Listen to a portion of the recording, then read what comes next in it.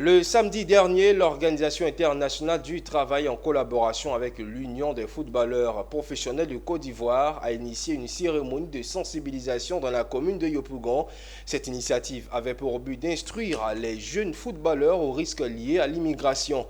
Placée sous le thème sensibilisation à la migration choisie et bien préparée des jeunes footballeuses et footballeurs, cette activité visait à permettre aux jeunes de comprendre comment réaliser un projet de migration équitable et sécurisé afin d'accéder à une carrière réussie. Michel Brault et c'est ici. Le terrain du collège Saint-Pierre-Marie dans la commune de Yopougon était en effervescence. Les footballeurs et encadreurs des centres de formation de blanc vêtus ont voulu marquer leur adhésion à la vision de l'Organisation internationale du travail, de l'Union des footballeurs professionnels de Côte d'Ivoire et la plateforme des centrales syndicales sur la migration de Côte d'Ivoire. Ici, un message de leurs idoles pour certains leur était destiné. Vivre ses rêves, mais en toute équité.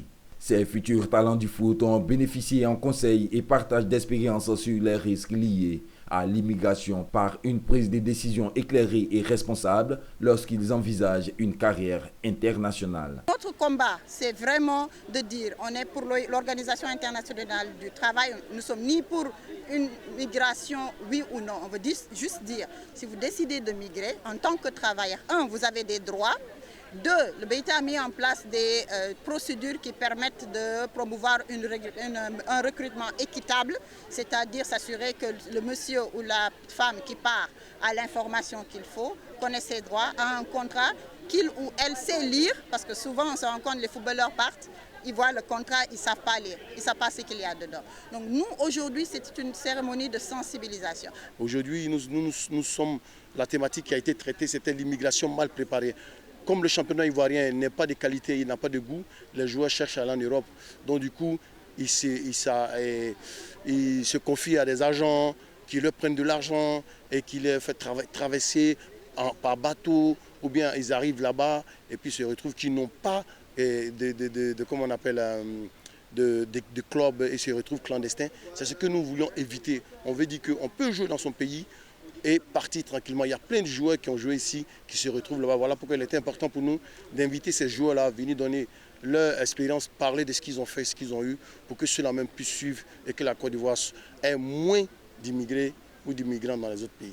Les footballeurs ont exprimé leur reconnaissance aux initiateurs pour cette expérience riche en connaissances sur les enjeux de ce fléau. C'est bien de ne pas suivre les faux managers, parce que maintenant, tous les managers qui viennent maintenant, se disent voici ce qu'on a vu, c'est bon, ton enfant peut faire tout ça.